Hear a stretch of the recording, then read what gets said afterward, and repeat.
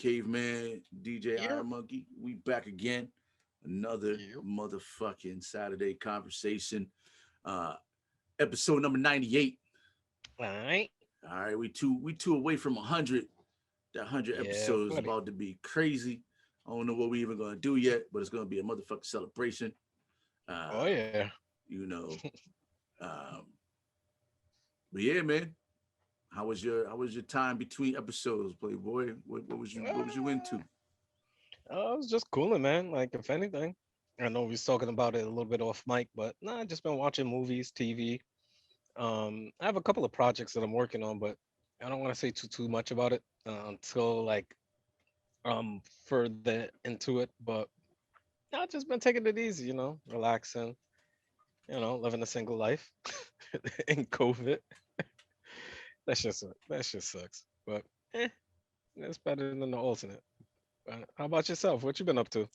Shit, man. I've been working. You know what I'm saying? Like I work, the post office and shit. I've been going to bed at like fucking 10 o'clock. I've been waking up at like 4 o'clock in the morning and be Hmm, like wide awake, dog. Like I'm wow. like a straight like up at like 4 o'clock just awake. Like you making like you up and you wide awake when people are like, yo, you really awake right now. Like, why are you so awake at this hour?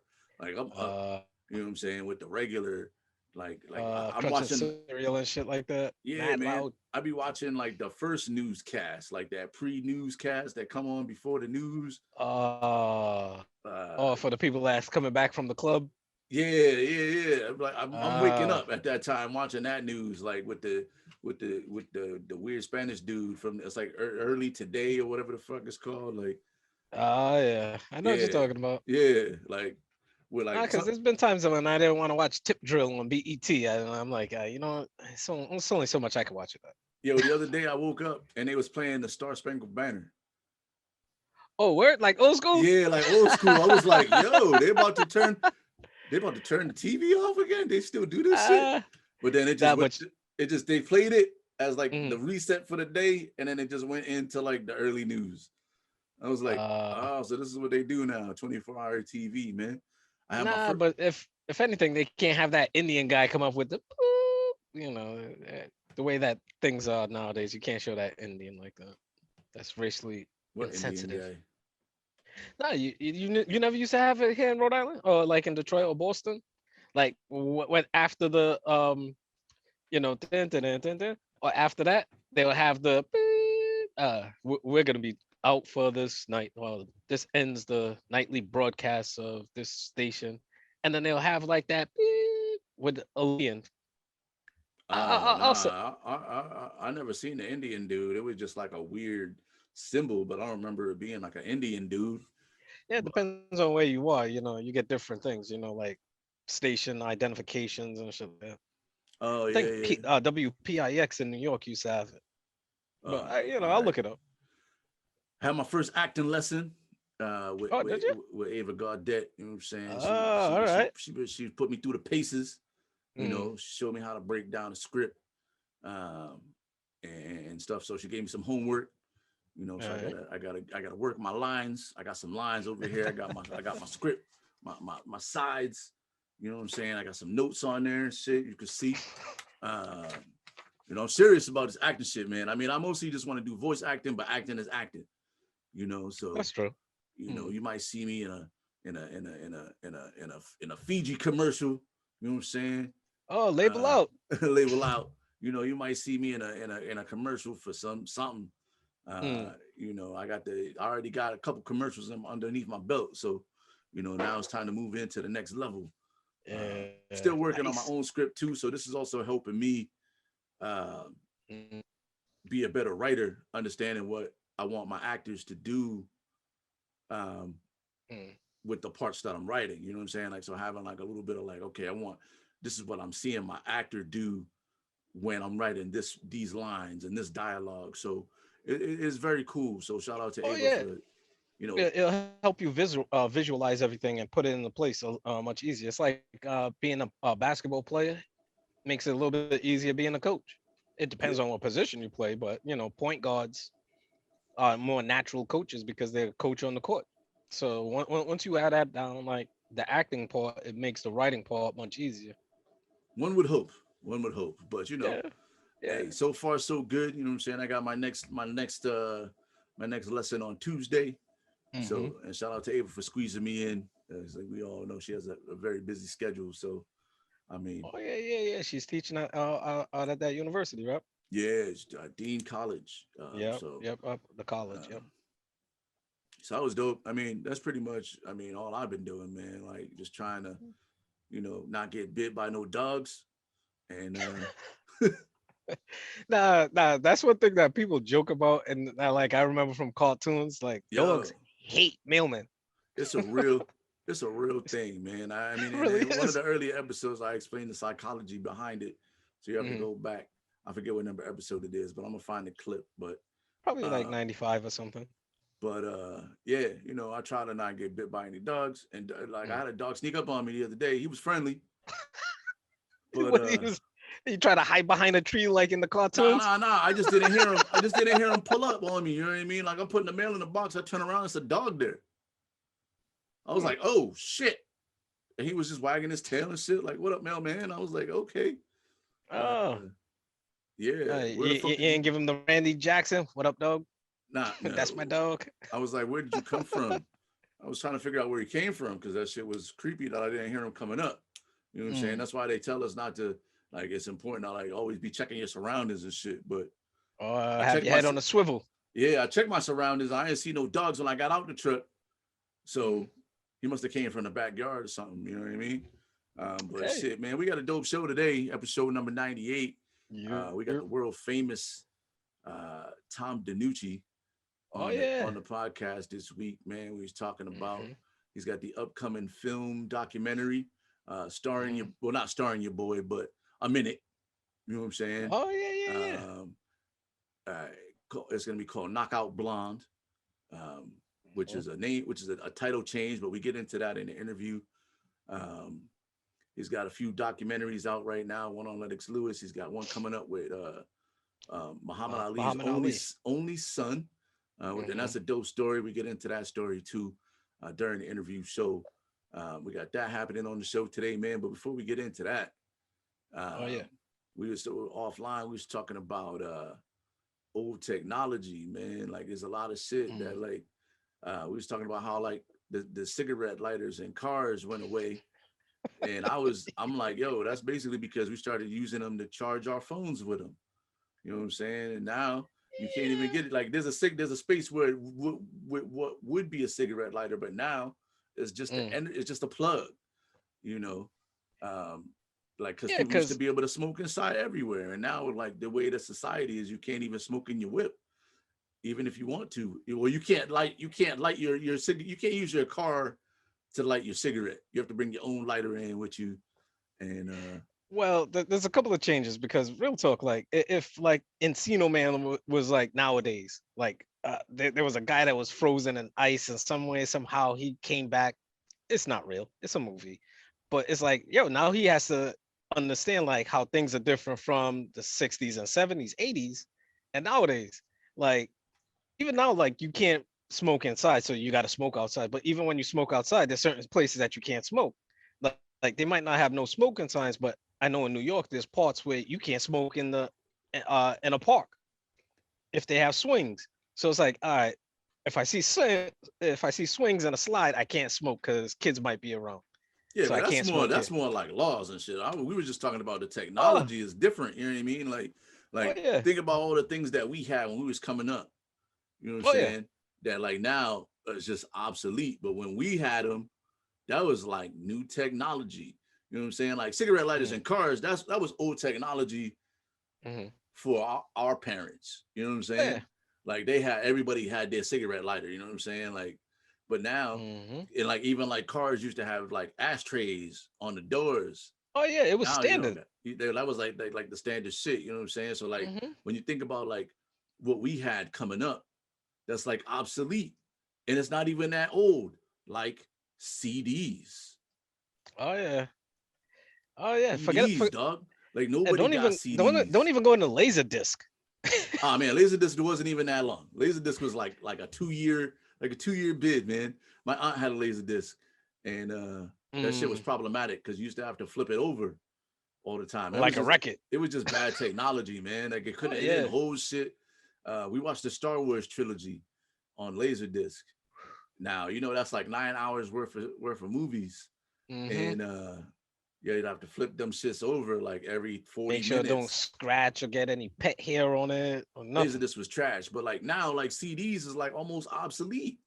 Tapes, regular Memorex, the tapes with like you'd be hard pressed to even find a tape deck in the stores anymore.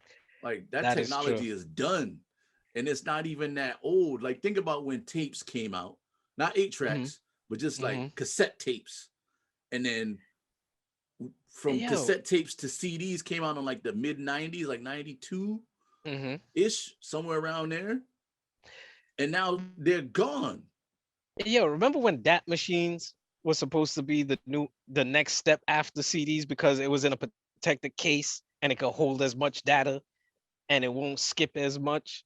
But it's like DAT machines was only in like studios and radio stations. Yeah, but they had the little mini. Remember the little mini discs? Yeah, that's what I'm saying. It's like them little joints. You had to buy the little special Sony joint to fucking play your shit. But that shit didn't last either because it was too expensive. But like CDs, like I would have thought CDs would have been around forever. Like even DVDs. Nobody got DVDs no more. If you got DVDs, you're a collector. You know what? You know what? I actually have some VHS. I have some DVDs because like I have a coworker and he tells me all the time, like he's never told me before, but he's like, yo, this is why I keep my thing, because he says he keeps his old media and his old cassettes because it's like they start editing things out of the streaming when they stream it, because even with Home Alone 2, there was times when they was cutting out Donald Trump.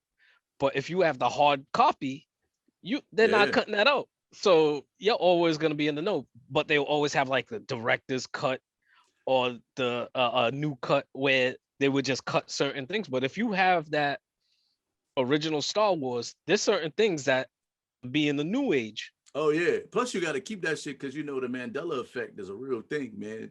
And companies just change their shit up.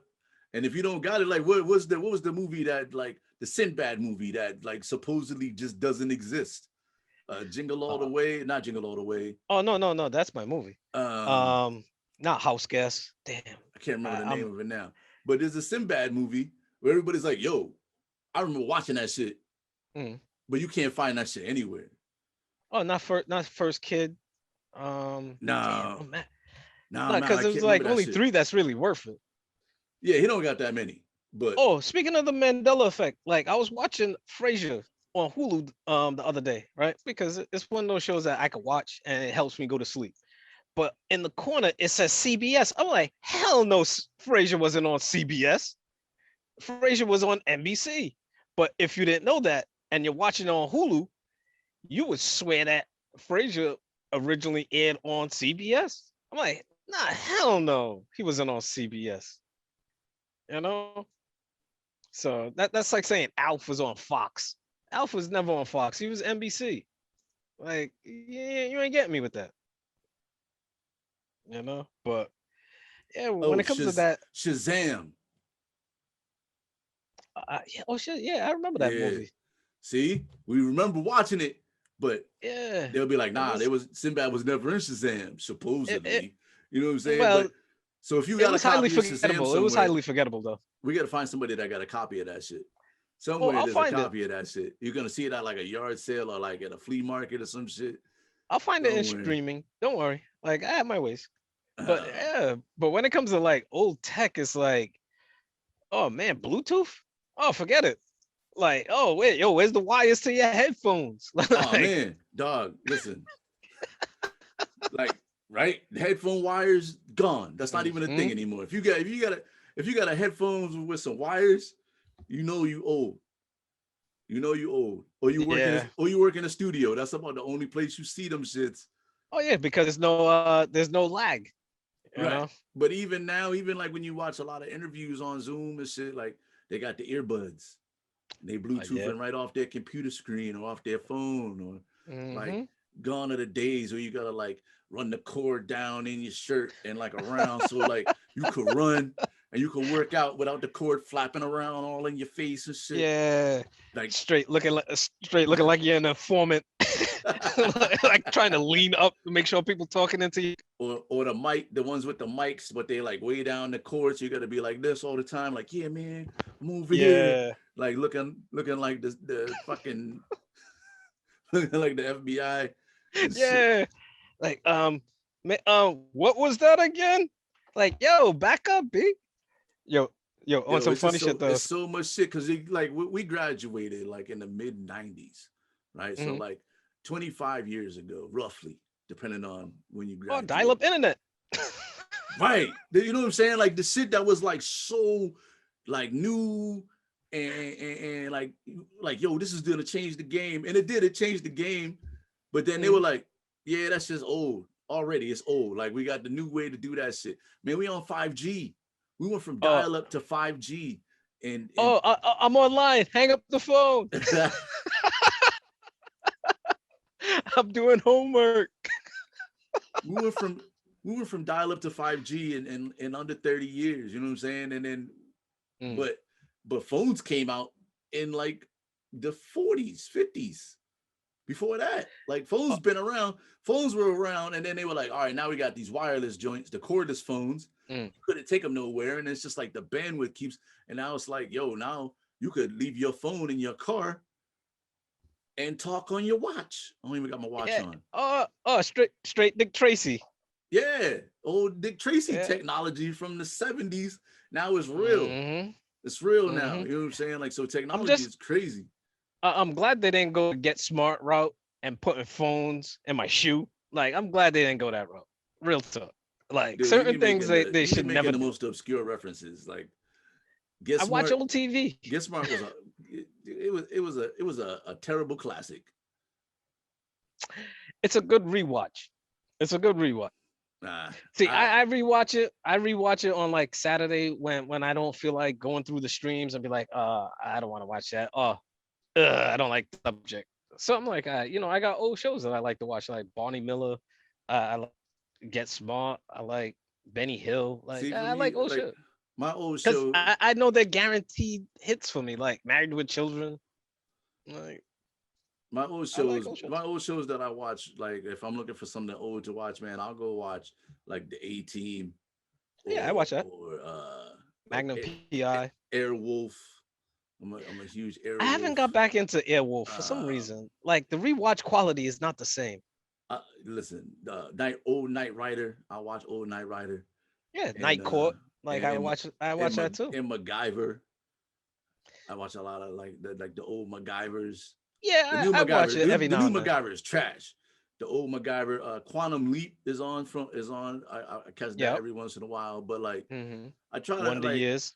I watch there's a a lot lot of of old shows. shows. There's a lot of shows that like I started watch like I try to watch them and I'm like, yo, like how is this It, ever acceptable television? You know what I'm saying? Like, and we had a whole thing about like cancel culture and shit like that. But it's like, back in that day, like you could just pretty much like TV was like almost no holds barred. Like they only had the 7 words you couldn't say on TV, and then everything else was like all the innuendos and shit like that. I was watching Mel's oh, Diner the other day, or it's not Mel's Diner, Alice.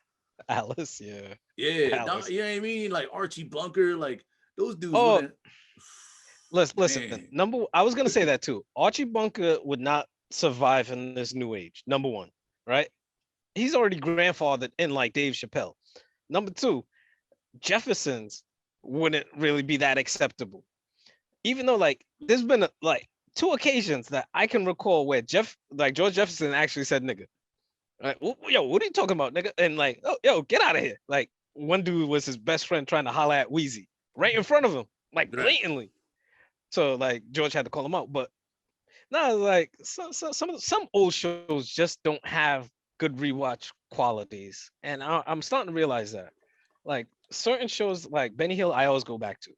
Like Married with Children, I always go back to. But Married with Children. Like a lot of the shit that he said, Yo, you Married with get away Children was with pretty nowadays. problematic too, man. Like it's just crazy. Like in talking about old tech, you know what I'm saying? Like the old TV shows, Mm, you know, like we're in such a different place now, just mm. from a societal standpoint.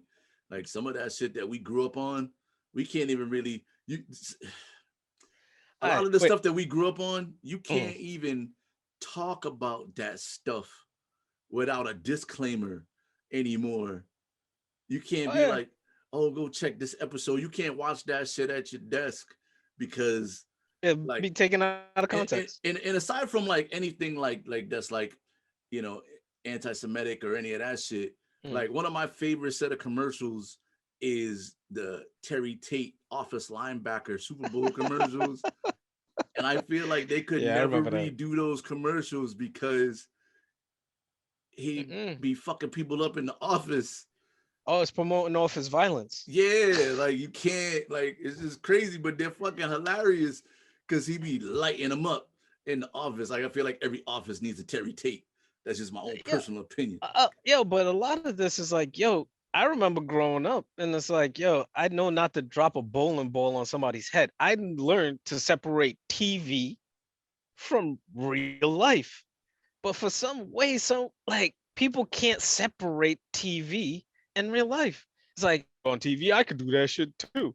Like, no, I remember that Well, movie. you got What to was that? remember Blue though that Streak.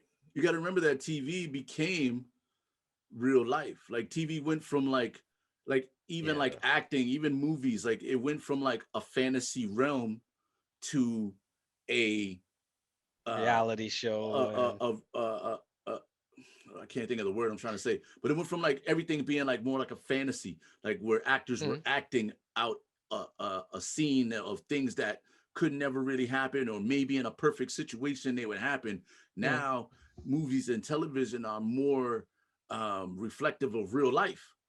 So it's like these are things that are happening. Like so now everybody, it's like music. Music went from like, you know what I mean, like especially like hip hop music, right? And hip hop music kind of went in the other direction, right? So before hip hop mm, music was about, you know, real life experiences. I'm rapping about shit that I did, and now hip hop mm. has become more about rapping about me. Like it's more acting and rap now than there ever used to be. You know what I mean? Like it used to be like, yo, if I Well, said on some music that I was dealing drugs and running the street and stabbing niggas, you could probably go find somebody in my hood who could tell a story about that time that D stabbed a motherfucker in the chest on the block. But nowadays, these motherfuckers, you can't find a story. Like you would be like, yo, this dude ever do any of the things he said in his music? And it's probably not likely. yeah. Well, you see, this is the to that point. Like, what's happened? With the exception of some guys, you know what I mean? Like some of these guys really live it, Well, but see, like, cause my history of hip hop goes way back, like to the origins. Like, so it's always been about what's happening in the inner city. It was like the Twitter of its time. It was the social media of its time. So if you see something happening over here, yeah, you'll rhyme about, that car on fire or being on cinder blocks. And that was what it was. It was a cultural news, basically, in a sense. As time went on and it's become more of a business, it's become more CB4, because like rappers like Rakim and other rappers, yo, they used to be big time drug dealers, or no big time drug dealers, but they would never really rap about drugs or killing people. They would know killers and actually kill people, but they wouldn't rap about it. Nowadays, these people is totally reversed, like you said. It's CB4 rappers. They're just acting it out, and when you hold them to it, it's like, oh, it's just art, it's just music. It's like, yeah, I can't really ain't hate on nothing to it, say, but man. But hey, we yeah, got a dope interview, man. I wanna jump into the yeah. interview. It was I got to sit down with the soon to be legendary, world renowned, world famous actor, Rhode Island's own. director, writer, Rhode Island's Hmm. own Tom DeNucci. We sat down and chopped it up about a variety of things. If you want to check his work, you can find him on IMDb. You can find him on social media. He was the writer, producer, director of Vault with Don Vault, yep. Johnson and Chaz Palminteri and Hmm. a whole host of Film here in others. Rhode Island, Filmed in right the here in Rhode Superman Island building. in the old bank Boston. Yeah, the Superman the building. Fleet building, you know what I'm saying, Hmm. aka the Superman building. Um, so yeah, we're gonna get into that interview with Tom DeNucci on the Saturday Conversation. Yep. What up, what up, what up, everybody? We back again for another Saturday Conversation interview. DJ Iron Monkey is on hiatus today, dealing with some home stuff. But we have the great, world famous co-host of The Porch with myself, movie maker extraordinaire, Tom DeNucci, on the show with us for a What's third up? What's time. up? You know, he joins the three-time charm club uh, with Ava Gaudette, who was on the show with us, episode 97. She's been on 3 times also. Ava's So awesome. it's rarefied air that It's you an that you honor to joined. share such a distinction with Ava, and it's a pleasure to be back on the show for the hat trick. Yes, sir. Third appearance here. I've been missing doing the porch with you, man. But you know, we both been through some pretty intense, in a positive way, life changes in the last year or so. So doing a lot of different things and Absolutely. a lot of new work and things like that. So we'll get our season 2 of the porch back in action eventually. But yeah, it's great to just kind of catch up with you and talk a little bit about movie stuff and uh, see what's been going on with you and tell you a little bit about what I got going on. Uh, I've had a really interesting last year. We talk a little bit about that, and then, but the real big thing is like what I've got coming up. Like the next couple months are going to be challenging, fun, exciting, a lot of missions to go on. So I don't want to spend too much time in the past, but I'll give you a little background on that because you were involved Yes. in one of the projects that I'm working on almost every day. See, Tell us. a lot of people don't get to realize this. I get to see Daryl anytime I want. I can just pull up his scene and watch him act in the scene. And it's called Knockout Blonde. When Daryl worked on it, it was called Kelly at the time. Right. But it's a documentary about Kelly Maloney, who basically it tells the story of, I would go out to say, the world's most famous transgender boxing manager. Kelly Maloney once represented as Frank Maloney, and when she was representing as Frank Maloney, she was the manager of undisputed heavyweight champion Lennox Lewis. So if you know anything about boxing, you know that Lennox Lewis is a rare guy who kind of, you know, retired with the title, avenged every loss that he ever had, beat pretty much every meaningful opponent of that era. You know, we're talking early 90s, mid 90s, early 2000s. So that was like a span of 10 years when, again, you know, I don't want to spend too, this isn't a boxing podcast, but if you know anything about sports, the 90s and the early 2000s, that was a great era for heavyweight For heavyweight boxing boxing and yeah, specifically. boxing in general, but yeah, heavyweight boxing. There were just a lot of contenders. So, you know, you got guys like the Klitschko brothers, and you've got Mike Tyson, and you've got Evander Evander Holyfield. Holyfield and So George it was like Foreman and in his old age and still George winning Foreman was titles. still kicking around.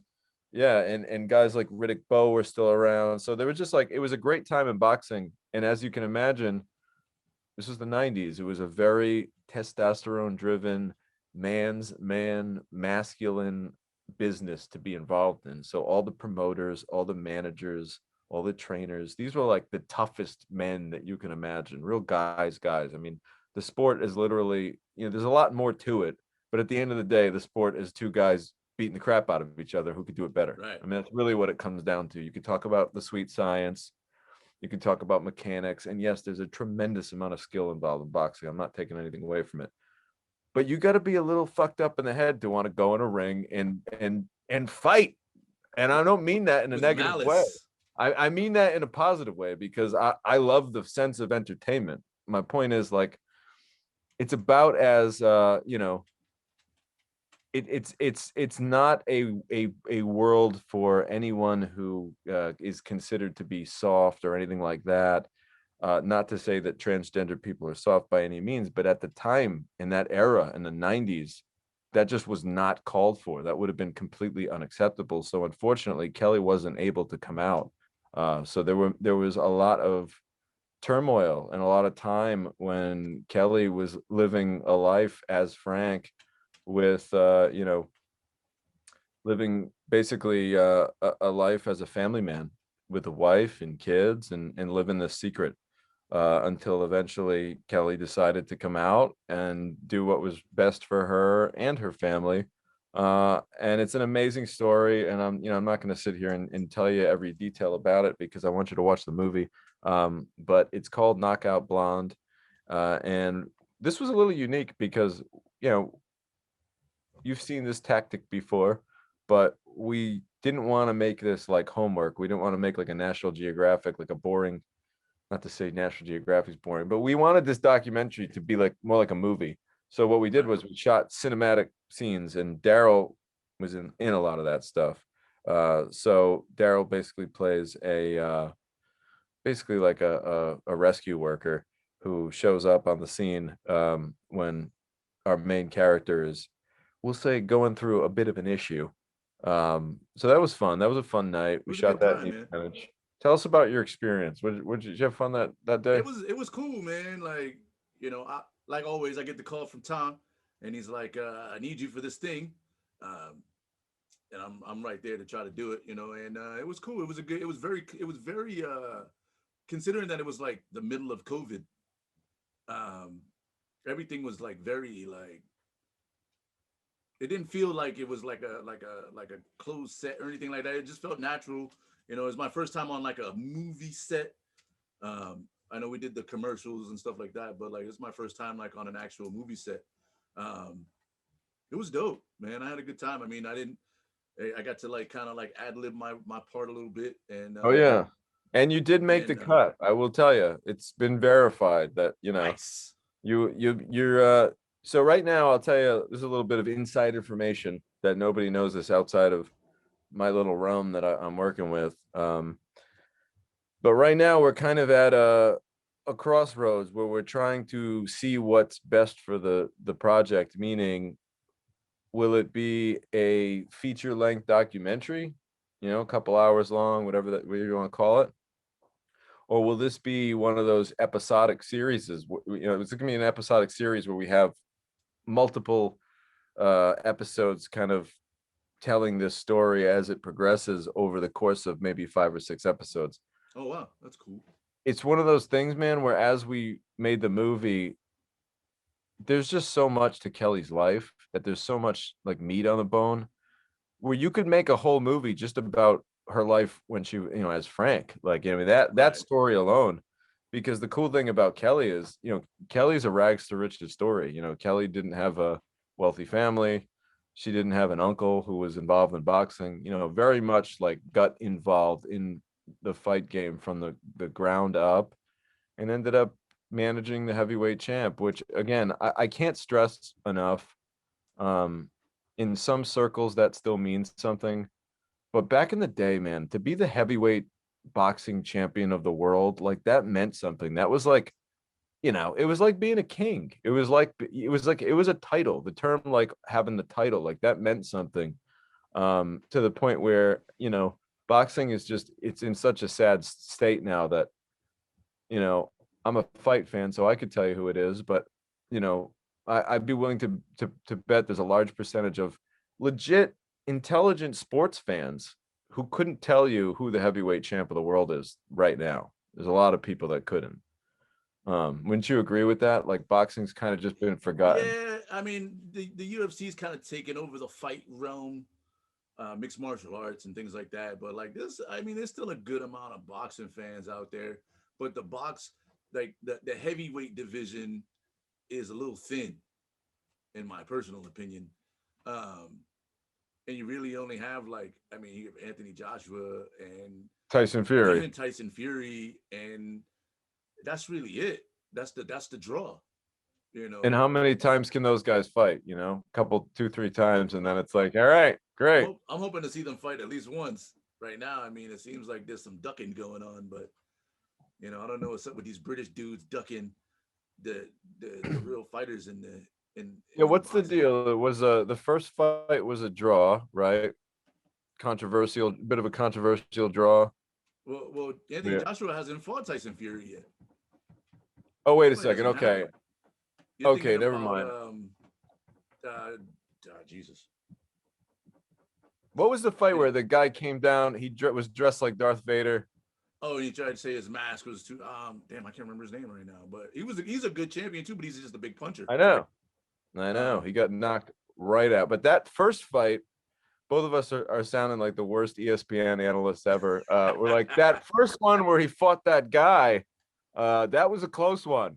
But yeah, anyway, I think that the fact of the matter is that goes to show you right there. Like both Daryl and I are two guys that like follow sports, watch plenty of Sports Center and all that shit. Couldn't even tell you who the fucking guy was. Who It started with a D. Deontay Wilder. Deontay Wilder. And you were looking it up. I was, but then it came to me. I didn't get there. I saw the reflection in your glasses. Yeah, I was trying to find it. But so Knockout Blonde, is there a release date for that yet? When can we expect it, or is it next summer? Or right now, we're hoping for 2022. But the big thing is what I'm most excited for. This was all part of my plot. I've wanted to make Knockout Blonde a movie, like a cinematic movie with actors and the whole way through. No documentary whatsoever. Movie. Since I first kind of got involved with the project, I remember doing some research on Kelly and hearing some of the stories and interviewing her and just being like, God damn, like that needs to be in the movie. Well, that needs to be in the movie. This character needs to be in the movie. And you get to a point where when you're making a documentary, there's only so many sort of what's a different approach than a cinematic film? Something very subtle can be showed in a movie, in a movie with actors. An actor can do something with their facial expressions just to like, make one little look happen to make a whole scene make sense or whatever. When you're making a documentary, you don't have those subtleties. It's very much like, it's very much an art form, but it's like an art form of giving information. It's a little different. It's more fact-based, like you just want to get to the points. Yeah, exactly. Documentaries are about bullet points more so than like cinematic embellishment. Yeah, and not to say that a documentary doesn't make you quote feel, but like a movie's really meant to make you feel something, whereas like you said, a documentary's kind of just you want to be learning something more. I don't know. Again, every documentary is different and every movie is different, but I feel like if you were to just generally look at documentary versus narrative cinematic movie, we were trying to learn something with a doc, we're trying to feel something with a movie. You know what I mean? Like we want to leave, whether it's sad, happy, whatever, like we want to leave the proverbial theater feeling something. Whereas after I watch a doc, I want to leave it being like, holy shit, that was some crazy stuff. Like I never knew that kind of a thing, which by the way, bro, if you haven't seen it, I have a doc that you need to see. The title will do nothing for you. And if you're listening, filmmakers of this, I'm sorry, but your title's terrible. The title's called Operation Odessa. And it is so fucking good. It's about this group of kind of like low-level hustlers who basically trick the Cali cartel, the big cocaine cartel from like the 90s,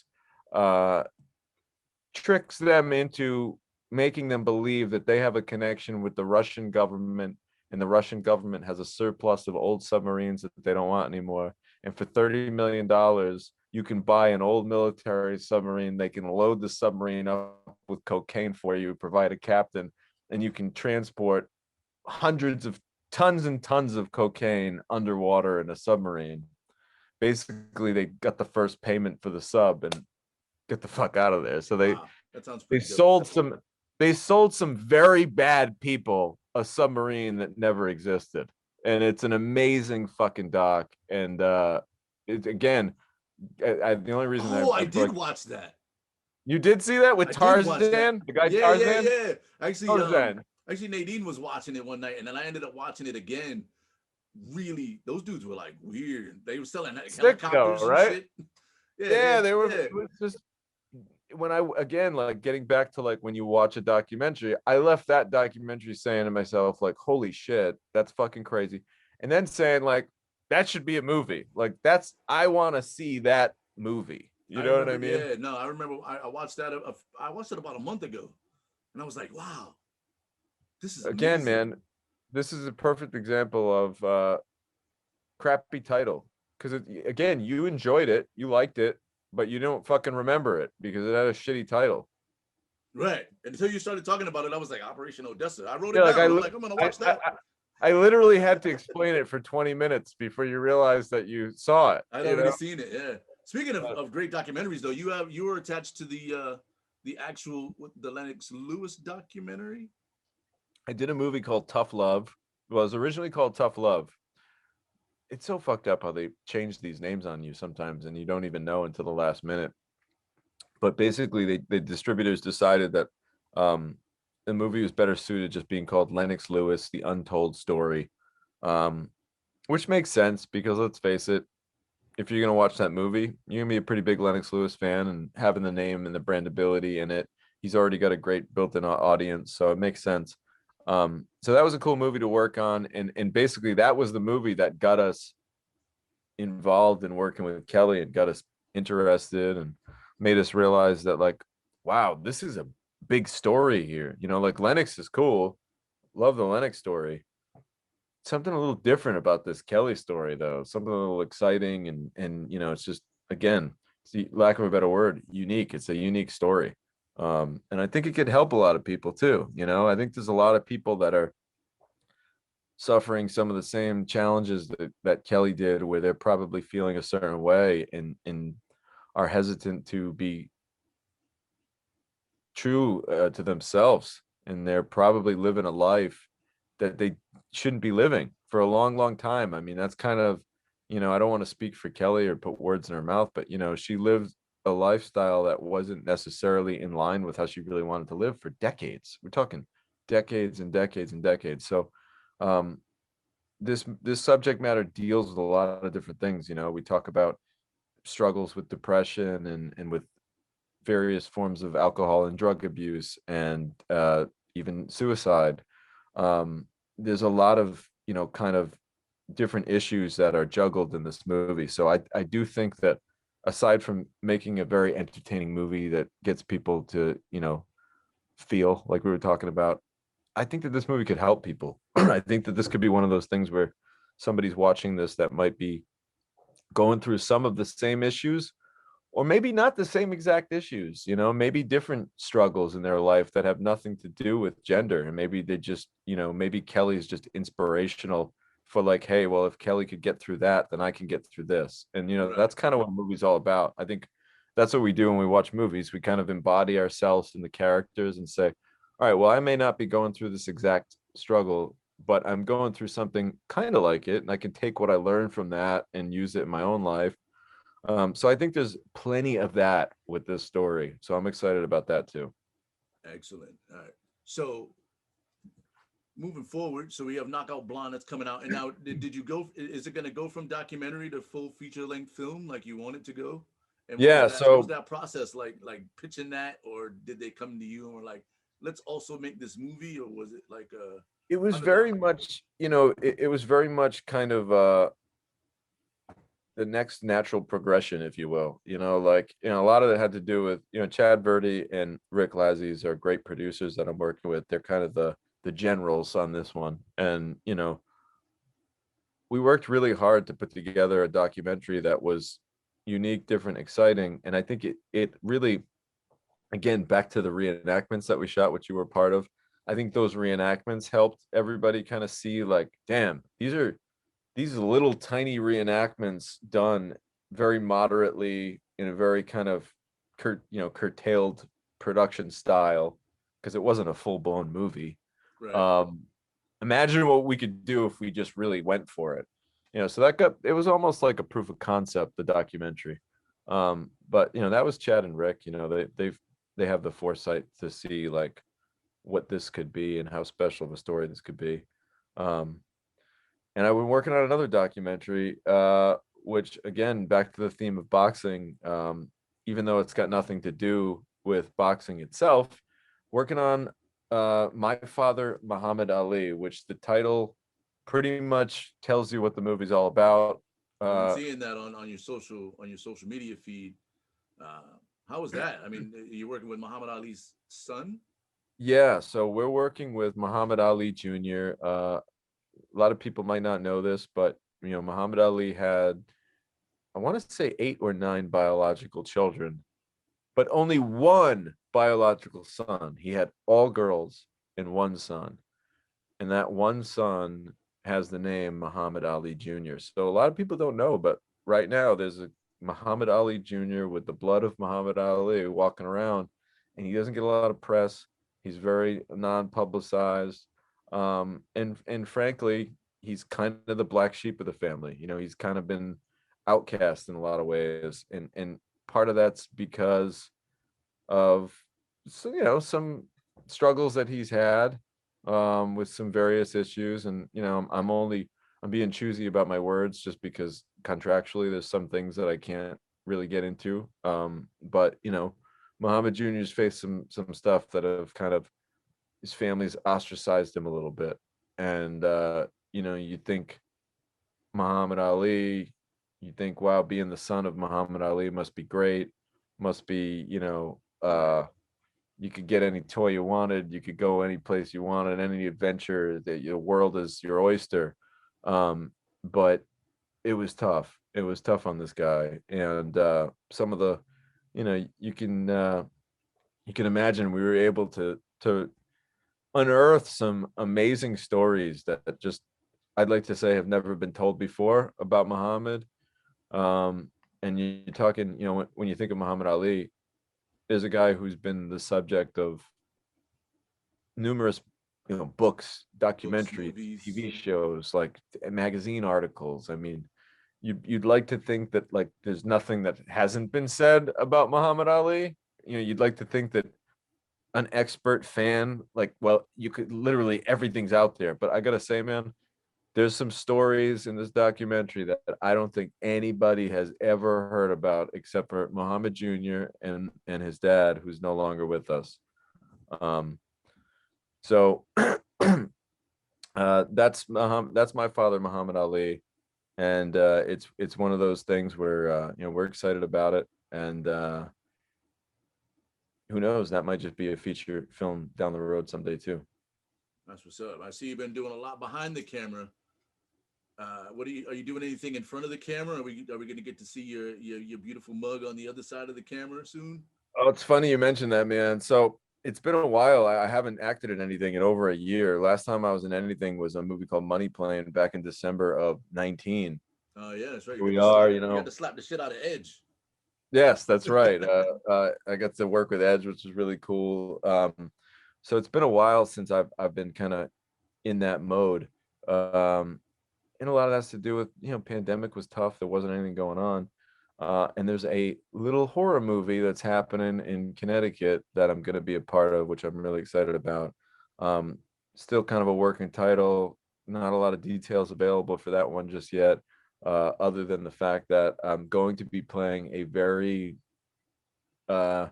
strange character. He's definitely not playing with a full deck of cards.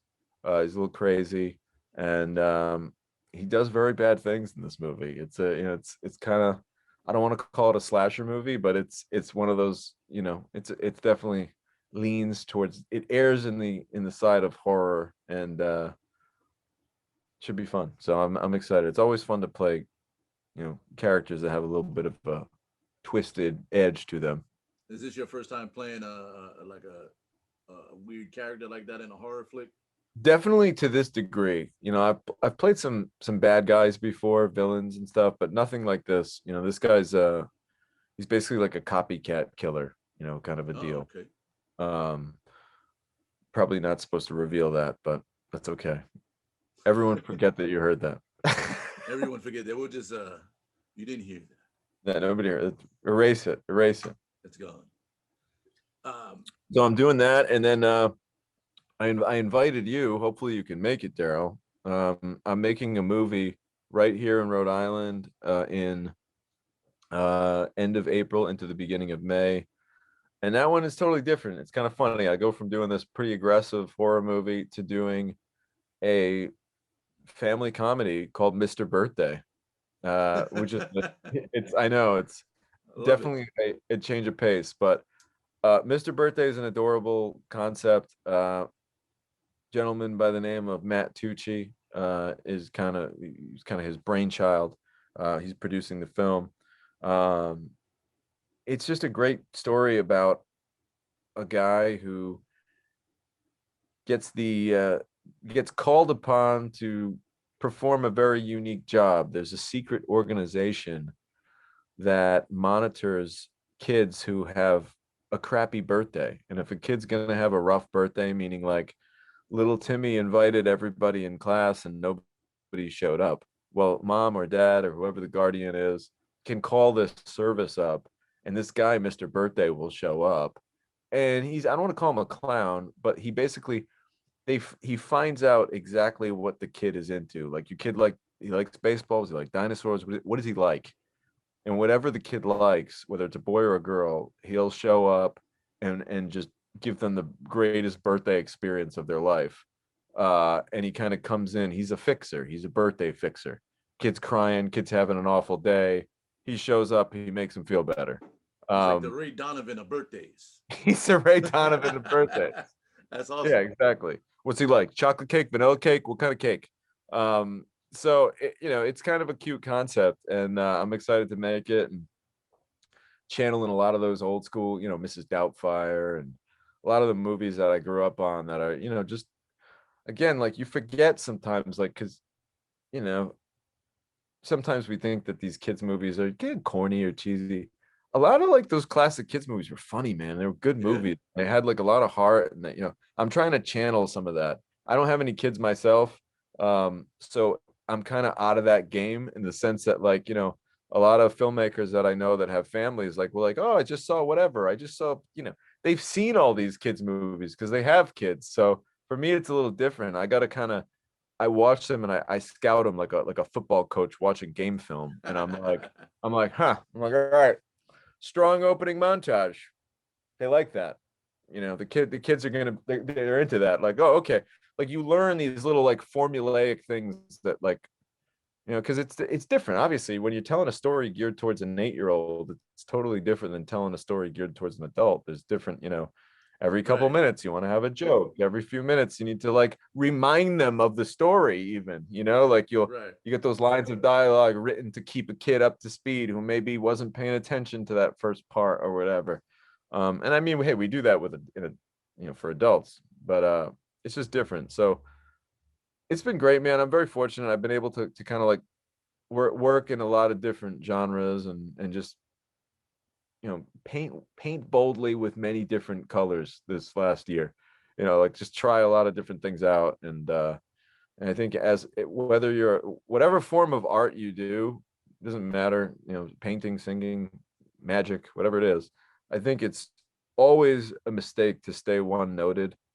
I think it's important to like recognize what it is that you're good at, but I think it's also important to like try different things, because you don't know like what, learn a new hold, as they say in the wrestling business. You know what I mean? Like, try something different out, and might help you out. And you never know. As funny as it sounds, like a shot that I get in a kid's movie, I might end up dusting off and using it in a different movie, because I'm like, oh, I like the way that worked out. That was cool. That's what's up. Tommy, you're and I could be right, I could be wrong, but in Rhode Island, you're the undisputed king of filmmaking. From a I don't know, standpoint. But like, I've been asking this question a lot of like people that I interview that are in industries where there are like a lot of up and coming folks. So who's out there that you see locally that's like next up, in a sense? Anybody out there making movies that we should be looking out for, that's on the local level, or the young guys that you know of that are like, they're bubbling? I gotta say, man, I'm sure there's a ton of young talent, and I'd like to believe that they're out there. I just have kept myself so isolated in the last year or two that it's kind of like I've been running with blinders on, like a horse with blinders, and I don't focus on anything else other than what I'm working on. And it sounds selfish, but it's really just like, I don't know, it's one of those things where I feel like if I don't put every ounce of everything I have into looking at just what I have going on, it's going to get me off of my game. but no, like it's kind of surprising. Like, and this is almost a challenge. You know, call this an open challenge. I have yet to see that young filmmaker from around here come to me and say, "Hey, Tommy, I made this 10-minute short, and you know, I whatever, you know, I sold my PlayStation and sold my old car and I put everything I had into making this movie. What do you think?" Like that guy hasn't, or girl hasn't come out yet. So if you're out there, I'd love to see it. Um, I did just start working with an intern. Shout out to Mike Braga. He's an editing assistant, young kid working out of New England Tech. I do work with Robbie Savage a lot. You know, Robbie, it's funny, like I don't think of him as I mean, I'd say like he's an up and comer. You know, Robbie Savage is a guy that he's 27 years old and he you know, he's edited several feature films now. Um, and he's starting to really learn like my system and like how I kind of operate. And I feel as though like down the road, that's something that, you know, in a couple, 2, 3 years, if he really wanted to, he's a guy who I'd feel comfortable, you know, letting him take the reins if it's something that I couldn't kind of do myself. But there's a lot of, you know, there's a lot of talent around here. It's just, you know what it's like, man. It's like to get any kind of success, you got to be a little selfish. No, And indeed. it's just like, you know, like it's not selfish in a sense of it's not intentional. It's just I don't really watch a lot of other people's stuff. You know what I mean?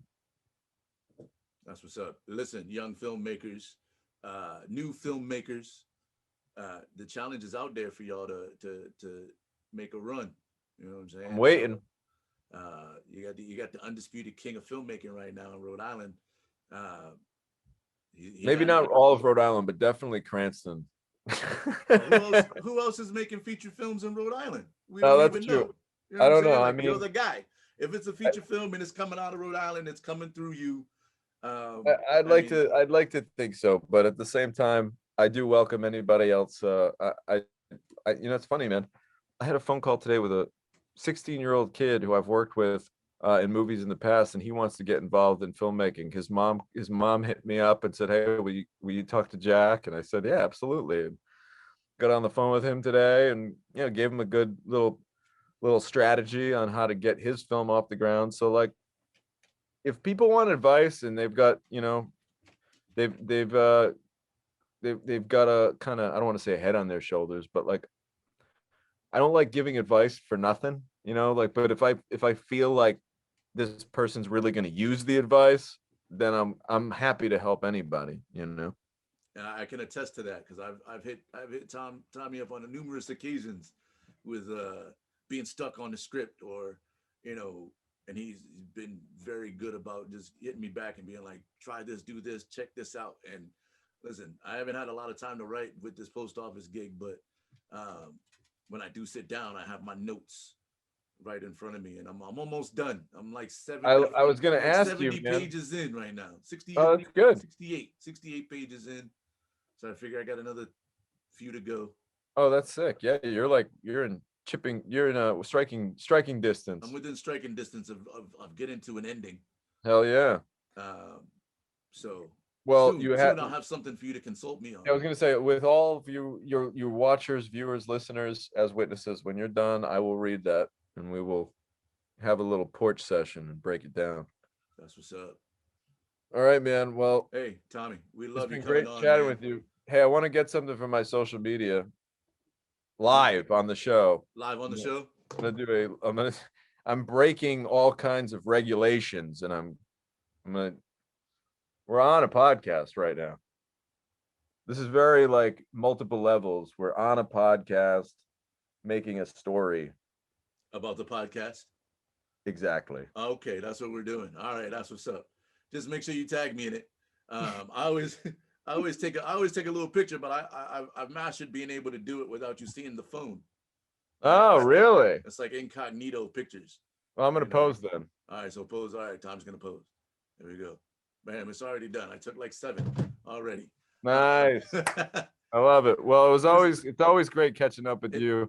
it's a pleasure, man. Make sure you guys Knockout Blonde is coming out soon, sooner than later, and you might be able to see my beautiful mug in there as well. Definitely. I will walk from the project. If anyone makes me cut it, I will say, I walk. You cut Daryl, I'm fucking out of here. Hey, there's many more movies for me to do and lend my voice. You're like, don't ruin your career. No, over keep that, making Tommy. the movies, Tommy. There's plenty of movies. You know, there's plenty of movies for me. They're gonna be like, what? Over this guy? We don't even know who this guy is. Well, that's how you know he's a true friend, folks. I'm ready. I'm ready for whatever you got coming. I'm actually taking some acting lessons starting next week. Ah, that's right. With the lovely Ava Gaudette. She's gonna put me through the paces.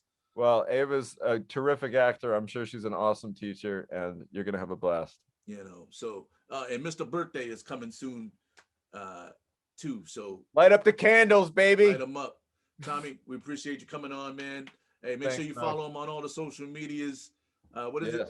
Tom DeNucci. At Tom DeNucci, DENUCCI. You'll find me all everywhere. Boom, do it. He's verified.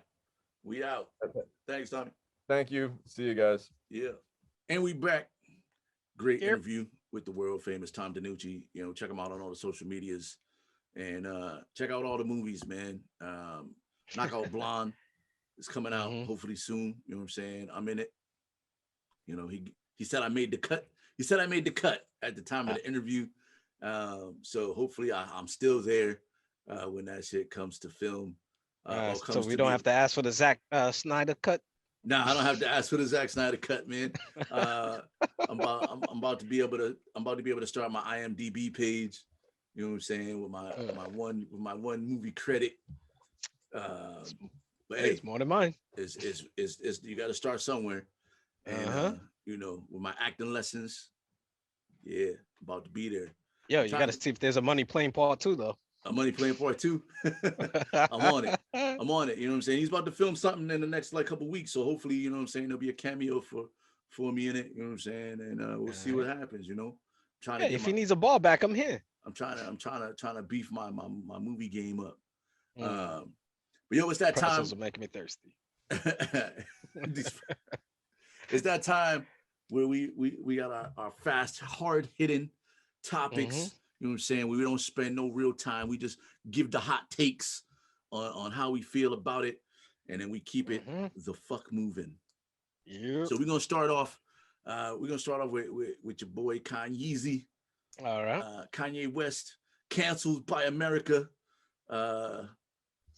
and now canceled by Kim Kardashian. The dude divorced from Kim K, only to find out this week that Kanye is worth his companies and the things that he's attached to are worth over $1 billion. The valuation 6.6. Yeah, the initial valuation was 6.6 billion with a B.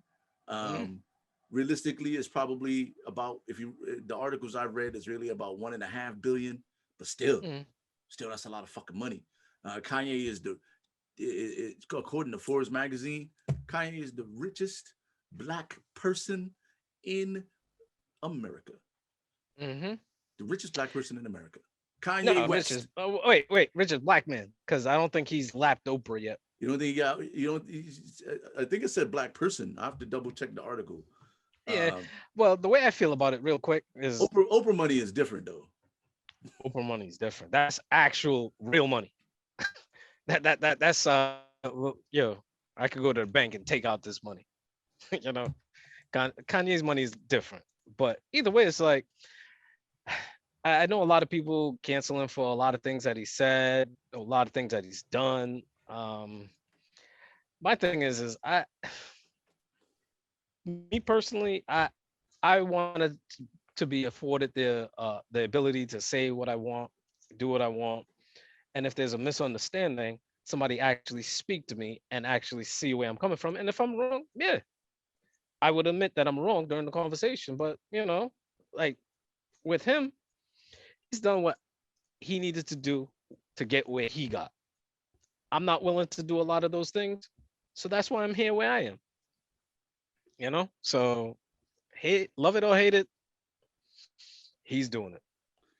Hey man, listen, hate him or love him, the dude, that's a huge power move. Like he pulled a 50 Cent on or he pulled a Jay-Z on Jay-Z. how Jay-Z be trying to eclipse Nas on all Nas's releases. You know what I'm saying? Because it came out early in the week that Jay-Z was making these big acquisitions, and Jay-Z put up about 700 million in the last couple of weeks. You know what I mean? Into his pockets. And Kanye was like, "Oh, word, hold my do say, baby." Yeah. And then he got the Gap deal. And then he got the Gap deal, which is, the Gap deal. I'm trying to find the numbers on the Gap deal, dog. The Gap deal number. But it's a gift and a curse because he's going through the divorce. So like all this evaluation just means you got to pay more in child support. It's hurting and he got what, like 3-4 kids? Yeah. That are young. So current net worth for Kanye West is $1.3 billion. Let's compare that to Oprah. All right. Oprah's net worth. Let's see what it says here. 6.2. Shit. Oprah's net worth is $2.7 billion. Oh, 2.7? 2.7. I said 6.2. I had it backwards. Yeah, and they're both. Tyler Perry's a billionaire too. Yeah, he is. Bill Gates, in comparison, 127 billion. So, even as billionaires, they still way down on the list of billionaires in America. And if anything, I see Oprah putting in way more work than I've ever seen Bill Gates actually put in work. Like he'll do it behind the scenes, but I actually see what Oprah is doing on the most part. Same. Hey, look, Bill Gates is like all the real money. He doesn't have to do shit. All the real money gets made behind the scenes anyway. But moving on, man. Kanye's shoes are still ugly, but he made $1 billion with them motherfuckers, so I can't fade him. March Madness is here. You know what I'm saying? You already see I'm rocking my Michigan Wolverines because that's my pick to win it all. I got an all Big Ten final, Michigan versus Illinois. With Michigan coming on top, man. Listen, this is what you heard it first. When I win it, don't be mad. And I'm pulling for Georgetown. I haven't really watched much college basketball in a long time. Probably last time I really watched college basketball was when Durant was in. I watched a little bit last year, not last year, 2 years ago with Zion, and I had to watch my boy Ja play. Well, that like I very rarely watch college basketball because I don't like the system and how they're taking the NCAA takes advantage of the college athlete, you know. So it's a thing that I see trending on Twitter, you know, not NCAA property or whatever the hash is, but you know, Ed O'Bannon, he was ahead of his time. Yeah, least. For sure. Hey, look, man. I mean, I haven't watched any basketball either, but you know, this is about the only time I ever really watched basketball. So I'm just hoping my Michigan Wolverines can pull it out, and Juwan Howard can finally get a national championship since he had 2 taken away from him, ripped away from him. You know, and let us not forget. I bet there won't be no timeouts down the stretch. I bet he ain't calling you would no hope timeouts. Not. You would hope not. And if anything, Michigan will probably beat the Detroit Pistons. Wow, man. You know what? Hey, I gotta get a win while I can. The new stimulus package is out. You know what I'm saying? Where? Did you get yours? No, I didn't get mine. And if anything, like I didn't get the first set of stimmies, and I really didn't want them, but this one I actually want. The other set of stimmies felt like it was just money left on the counter. It felt dirty. Like you're gonna get something exotic with your stimulus. The memes are the stimulus memes are my favorite.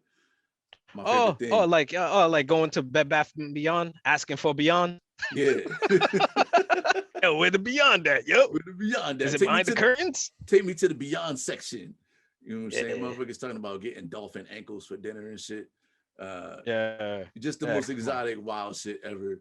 The memes are hilarious, but I got mine. But if anything, I use mine to pay bills. Right. Yeah, well, like mine's is gonna be investments, because certain things have to change in my offline life. And it's gonna happen. But if anything, like all these people posting about like all the shit that they buying and fitting to go to church and not pay your tithes, pastor's gonna call you out, especially if you go to a black church. Oh Pastor's man, gonna call you out. listen, there's a reason why I haven't like. And listen, I'm not a super religious dude, but I've been to church a handful of times, and every time I Mm. done stepped in a church, Mm. in a black church, and I just want to sit in the back. I just want to chill. I want to Nope. hear. I want to hear a good day. I want to hear a good sermon. You know, I Nope. want to feel inspired to maybe get back into going to church again. The motherfucking pastor Whew. find a way The- to single a motherfucker out. You know what I'm saying? Mhm. And then be trying to do it like subliminally at first, but I'm Mm. hip to I him. see we got some newcomers here tonight. Yeah, we got some newcomers in it. I'm never the only one, right? So there's always a few people. If you knew it's your first day in the church, you know, raise your hand and come Nah, I on would up, say last Easter. I would say last Easter. This is not my first time. come on up and give your testimonial. You know, I know we got another couple other new faces in the back. You know, I done seen you walk Mhm. in. You know, my Is that, friend, is, my is that friend in Beulah's the nephew? yeah, my friend sitting next to my friend over here, you know, in the back. Don't be shy, my brother. Yo, dude, I'm just Mm. here to fucking just chill. I'm just chilling. Oh, Don't watch the language in the house of the Lord, my brother. you know. Uh so yeah. Uh, Um but but yeah, yeah. nah. If Anyway, anything, it's a trip. it, But it I know we're always not. is. But I know we're not gonna. I don't know if we're gonna talk about Kurt Franklin. But if anything, church Nah, folks are interesting folk, yeah. and I'll give you that. I appreciate them on the most part. Oh, But for sure. Hey, listen, to each his own, man, you know, and mm, like I said, I'm not a super religious dude anyway, but like I try to like mm, go every once in a while to see, you know, what's happening with the church. And every time, and if I didn't have to go to like, you know, you don't have to go inside of a church to like be religious and to have all of that. oh yeah, Because in my personal opinion, and we can always talk about this offline. later. I'll have the Mm. conversation with anybody. But to me, Oh the yeah. church, the actual church, the buildings where people go Mm. is like a huge hypocrisy and a cash grab. That's all I see when I walk in there. And I've never felt Mm. any different because, you know, of my experience in the church. But again, Oh Stimmies is yeah. out. I yeah. And And I used to be an altar boy, and I see the purpose of religion, but on the most part, there's no church in a while. You know, like as long as you're a good person and you try to be good person and don't, you know, put malice into the world, whatever. You know, if you got your stimmy, make sure you pay your tithes too. If you're fitting to go to church, hey, you got to listen, pay your dues. the collection plate is gonna come around. If you don't put nothing in it, and the pastor know you got your stimmy, he might you might be the subject of Mm-hmm. next Sunday's sermon. Is all I'm saying. Hey, Mm-hmm. the most anticipated album for me coming out since Streams of Thought Volume 1 is this new Silk Sonic album. I even like the goddamn name. Um, Told you. Anderson Paak and Bruno Mars. Interesting combination, but Mm. goddamn, sound So is number one, like amazing. I brought up the whole conversation about Bruno Mars versus the Weeknd before Super Bowl. I was talking to a lot of people offline about it, and I don't know if we really talked about it too much online here, but yo, I'm rocking with Bruno because of the band alone, right? But now what they did was is and Anderson Paak, like me and him, we're birthday twins, so we share February 8th together, and I bring it up all the time. But combining those two bands, oh, it's sweet. Oh my goodness. Listen, Like, Bruno Mars has one of the most. The dude brings like the sound that he creates with his band is mm, is a top notch sound. It's not a sound that you've heard like the clean funk that comes out of Bruno's band mm. is new power generation worthy. I Uh, was never a new power generation it's person. I'm more of a Bootsy guy, but but yeah, but you know what I Bootsy was mean. dirty. Bootsy was dirty, you know what I'm saying? But like it's very like that 70s, 80s Prince, like that Mm, sound, like that funk. it rides. It's not as West Coast, like it's not that 70s funk, but it's No, not, it's not Lakeside. It's not like a yeah, Lakeside funk. it's not that Earth, Wind and Fire. Like it's very Or like the Ohio. It or has more of Ohio a players. Ohio players type funk. Yeah, that's why I use like I reference Prince, because it's like a very, like, you can hear the influence. Yeah. You know, like that band is up there for me, you know, when it comes to like just playing. Like Well, I you could see, listen to a whole album of that band without any lyrics. all right. So for me, like Thundercat is my guy. Steve Lacy, he's the other dude. Anderson .Paak is the drummer. Like for me, like I could even bring in Robert Glasper and Kumasi Washington. I could bring those guys into the whole mix too, to make my ultimate band. I'll have Anderson .Paak versus Questlove. I'll go Anderson .Paak because he'll give me the vocals.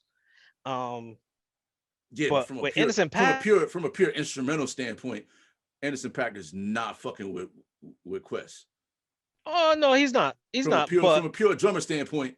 But in regards to forming that group, for me, that's what I'm gonna do. But even before this was announced, I was waiting for Anderson .Paak and Knowledge, and then the Worries part 2, Yes Lord 2. So I thought, oh shit, all right, maybe this is gonna be a part of that. And then I was like, oh shit, wait, no, this is a totally different project. So I don't know which one I'm waiting for more, because I know the Sonic Silk one, or Silk Sonic, that one is actually gonna be a greater commercial hit, and the No Worries one is gonna be great underground hit, because the first No Worries, oh, that one is perfect.